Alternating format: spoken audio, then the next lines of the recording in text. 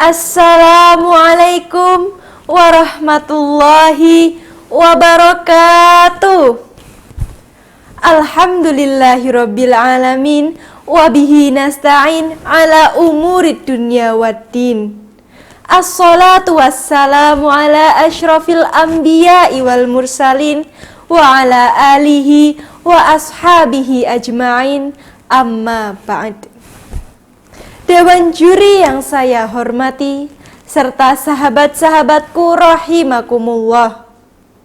Rasa syukur terhadap kebesaran Tuhan semesta alam, Allah Subhanahu wa Ta'ala, senantiasa kita haturkan melalui lisan maupun perbuatan atas nikmat dan karunia-Nya yang selalu dilimpahkan kepada kita semua.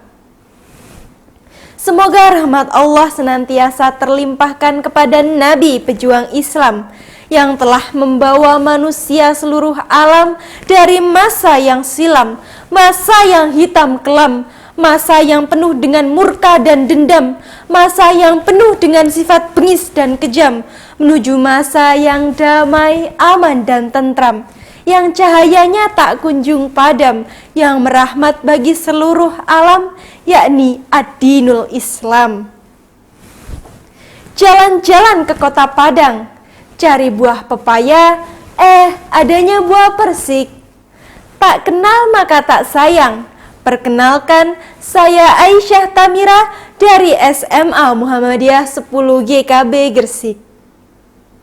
Sahabatku rahimakumullah, beruntungnya kita bisa terlahir dan besar di negara Indonesia, negara dengan berbagai kearifan dan keelokannya.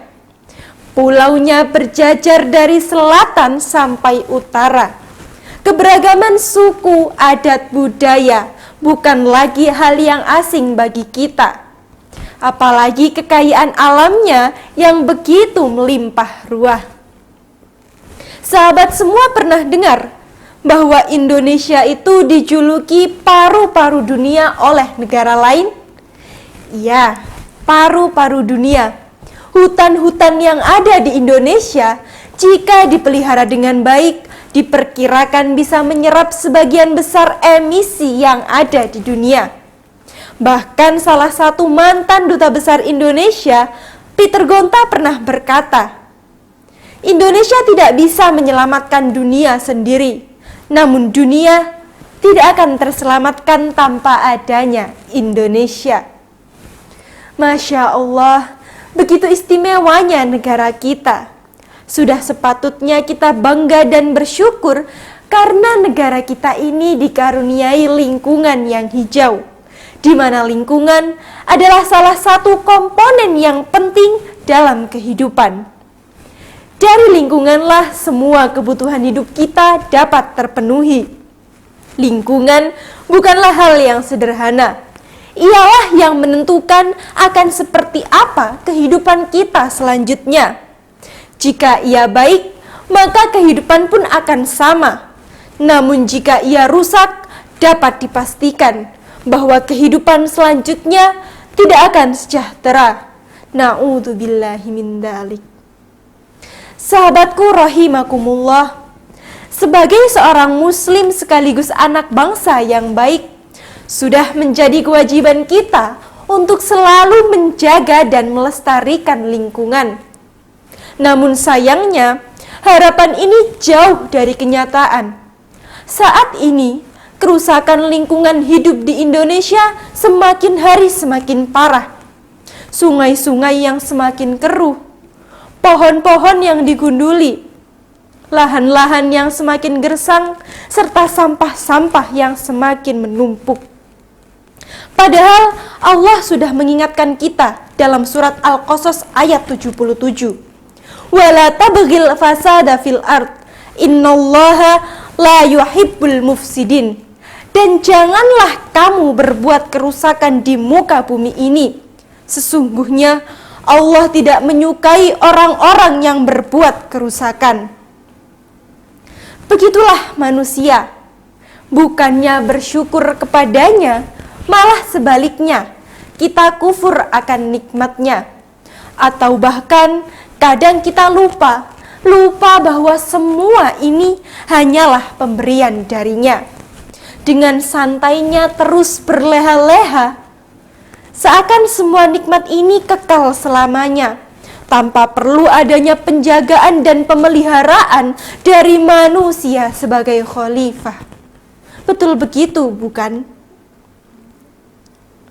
Padahal dalam Islam, kita sudah diberi panduan dalam setiap lini kehidupan. Jauh sebelum negeri ini semakin rusak, suri tauladan kita, Nabi Muhammad SAW telah mencontohkan kepada kita bagaimana cara yang baik dalam menjaga dan melestarikan lingkungan. Beliau adalah pribadi yang cinta terhadap lingkungannya. Banyak sekali hadis yang menjelaskan bagaimana perilaku Nabi dalam menjaga lingkungan. Astagfirullahaladzim. Lantas bagaimana bisa negara dengan penduduk muslim nomor 1 di dunia justru tidak mencerminkan sikap cinta terhadap lingkungannya? Seperti inikah sikap kita yang mengaku umatnya? Apakah seperti ini sikap muslim yang baik? Astagfirullahaladzim. Tak perlu mengadakan kampanye go green besar-besaran. Dalam Islam, kita diajarkan bahwa menjaga lingkungan bisa dimulai dari hal yang ringan. Yang pertama, selalu jaga kebersihan. Yang kedua, bersama hemat energi. Yang ketiga, menghidupkan lahan mati. Cuma 3 tapi besar manfaatnya. Yang pertama, sahabat, adalah menjaga kebersihan. Selalu menjaga kebersihan adalah identitas seorang muslim. Oleh karena itu, Rasulullah selalu mengajarkan kita untuk menjaga kebersihan, baik kebersihan diri maupun kebersihan lingkungan. Salah satu bentuk menjaga kebersihan lingkungan adalah dengan cara membersihkan halaman rumah. Seperti yang disebutkan Nabi dalam salah satu hadisnya, "Tahhiru afniyatakum, fa innal yahuda la tutahhiru afniyataha." Bersihkanlah halaman rumahmu, karena sesungguhnya orang Yahudi tidak membersihkan halaman rumahnya. Kemudian yang kedua adalah bersama hemat energi. Jika dulu ketika kita ingin berpergian kita harus mengayuh sepeda, maka sekarang kita diberi kemudahan. Ada yang namanya motor dan mobil. Hanya dengan menginjak gas saja, kita sudah bisa pergi kemanapun kita mau tanpa merasa lelah. Namun sayangnya, tidak semua orang bisa bijak dalam menggunakan kemudahan ini. Masih banyak kita temui orang yang menggunakan kendaraan hanya karena malas dan panas. Hal ini jelas-jelas termasuk dalam pemborosan BBM. Padahal kita semua tahu bahwa untuk menghasilkan BBM butuh waktu berjuta-juta tahun. Sedangkan untuk menghabiskannya tidak butuh waktu yang lama. Akibatnya apa? Akibatnya cadangan BBM di Indonesia diperkirakan akan habis dalam waktu 10-20 tahun ke depan. Bayangkan apa yang terjadi ketika cadangan BBM di Indonesia ini habis. Astagfirullah. Dengan realita seperti ini, yakin masih tidak mau berhemat energi. Kemudian yang ketiga, sahabat, adalah menghidupkan lahan mati. Seiring berkembangnya teknologi, kini jarang sekali kita temui lahan yang hijau dan subur. Lahan-lahan yang dulunya hijau dan subur kini tergantikan oleh gedung-gedung tinggi yang modern. Hal ini terjadi karena teknologi yang semakin hari semakin memanjakan kita. Padahal Jauh sebelum adanya teknologi, dari lingkunganlah, dari alamlah, semua kebutuhan hidup kita dapat terpenuhi. Oleh karena itu, Rasulullah berpesan dalam salah satu hadisnya agar kita selalu gemar menanam. Walaupun kita tahu bahwa keesokan harinya kita akan mati. Jadi sahabatku rahimakumullah, setelah semua kekufuran yang kita lakukan, setelah semua teguran yang Allah berikan, masih kurangkah untuk mengetuk hati kita, untuk menyadarkan diri ini, agar mau menjaga dan melestarikan lingkungan. Sebelum pohon terakhir tumbang, sebelum sumber mata air mengering, sebelum semuanya terlambat.